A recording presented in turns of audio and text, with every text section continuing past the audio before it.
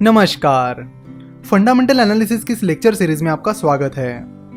बहुत दिनों से फंडामेंटल एनालिसिस की बहुत क्वेरीज आ रही थी कि आप फंडामेंटल एनालिसिस पर एक कोर्स जरूर बनाएं, और फाइनली हमने कोर्स बना दिया है।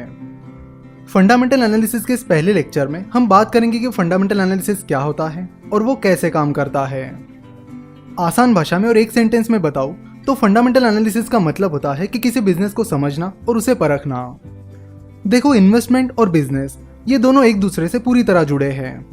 इन्वेस्टिंग करते वक्त आपको इन्वेस्टिंग पॉइंट ऑफ व्यू के साथ साथ बिजनेस पॉइंट ऑफ व्यू से भी सोचना होता है, और सिमिलरली बिजनेस करते वक्त आपको बिजनेस पॉइंट ऑफ व्यू के साथ साथ इन्वेस्टिंग पॉइंट ऑफ व्यू से भी सोचना होता है।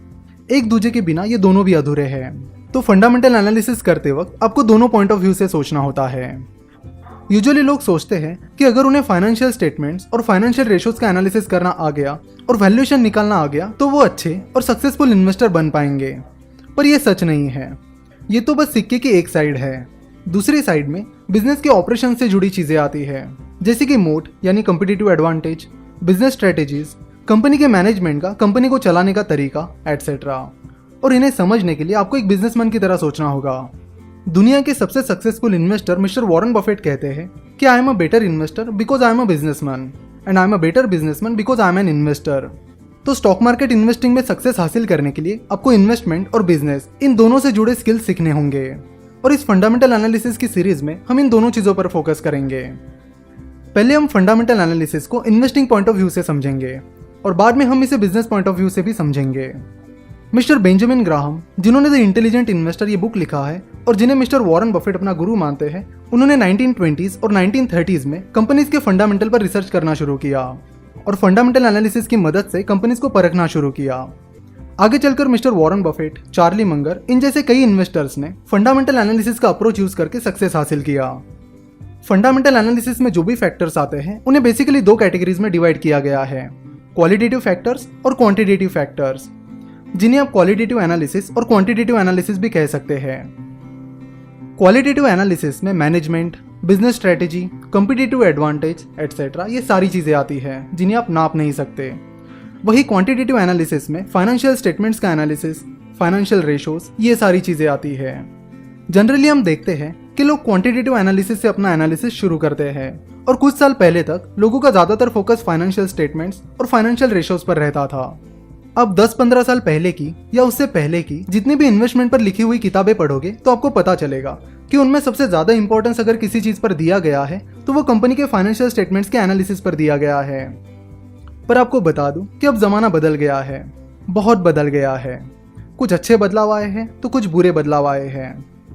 अगर आप पिछले 10-15 सालों में हुई फाइनेंशियल एक्टिविटीज और बिजनेसेस पर नजर डालोगे तो आपको पता चलेगा कि पिछले 10-15 सालों में बिजनेसेस में अनइथिकल यानी अनैतिक और गलत एक्टिविटीज बहुत बढ़ गई है। स्पेशली इंडिया में तो बहुत बढ़ गई है। इंडिया के लॉज और सेबी उतने स्ट्रिक्ट नहीं है, इसलिए अगर इंडिया में किसी कंपनी के प्रमोटर्स कोई अनइथिकल एक्टिविटी करते हैं या फ्रॉड करते हैं तो उन्हें कम सजा मिलती है, और आम इन्वेस्टर्स को वो स्टॉक गिरने से ज्यादा नुकसान हो जाता है। ये चीज हमने सत्यम कंप्यूटर में देखी है, गीतांजलि जेम्स जो कि नीरव मोदी के अंकल मेहुल चोकसी की कंपनी है उसमें देखी है, और अभी रिसेंटली लील इलेक्ट्रिकल्स और पीसी जूलर में देखी है, और इनके साथ ही न जाने कितनी कंपनीज में देखी है। ये जितनी भी कंपनीज अभी मैंने बताई उसमें इन्वेस्टर्स को जो लॉस हुआ है वो मेनली उन कंपनीज के प्रमोटर्स की अनइथिकल एक्टिविटीज की वजह से हुआ है। मैंने ऐसी कई सारी कंपनीज देखी है जिनके फाइनेंशियल स्टेटमेंट्स तो स्ट्रांग थे, पर उनका मैनेजमेंट दुनिया भर की अनइथिकल एक्टिविटीज करता था। पहले ऐसा कहा जाता था कि अगर किसी कंपनी के फाइनेंशियल स्टेटमेंट स्ट्रांग है, उसके ग्रोथ प्रोस्पेक्टस अच्छे हैं और वो कंपनी अच्छे वैल्यूएशन पर मिल रही है तो लोग उसे एक अच्छी इन्वेस्टमेंट समझते थे। लेकिन अब ऐसा नहीं है। आज के जमाने में इन सारी चीजों के अलावा उस कंपनी का मैनेजमेंट ऑनेस्ट यानी ईमानदार होना बहुत बहुत जरूरी है।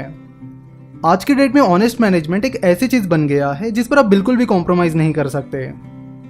अगर किसी कंपनी की सारी चीजें सही है, ग्रोथ सही है, वैल्यूएशन सही है, फाइनेंशियल स्टेटमेंट्स अच्छी है और बाकी सब भी अच्छा है, पर अगर कंपनी का मैनेजमेंट ही ऑनेस्ट नहीं है तो उस कंपनी की और आपके इन्वेस्टमेंट की कब बैंड बच जाएगी आपको पता भी नहीं चलेगा।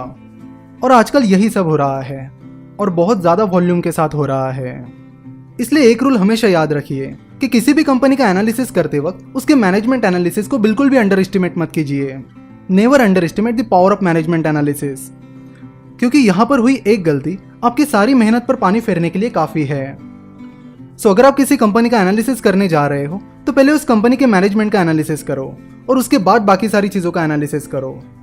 नहीं तो कई बार ये होता है कि आप पूरी कंपनी का एनालिसिस कर लेते हो और आखिर में मैनेजमेंट एनालिसिस करते वक्त आपको पता चलता है कि कंपनी का मैनेजमेंट ठीक नहीं है, जिससे आपकी पूरी मेहनत बेकार जाती है। इसलिए अगर आप किसी इंडियन कंपनी का एनालिसिस कर रहे हो तो मैनेजमेंट एनालिसिस से शुरुआत करो।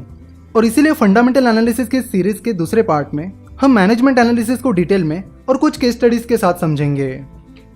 आशा करता हूँ कि फंडामेंटल एनालिसिस का ये पहला पार्ट आपको पसंद आया होगा। अगले पार्ट में हम मैनेजमेंट एनालिसिस से जुड़े बहुत सारी इंटरेस्टिंग बातें करने वाले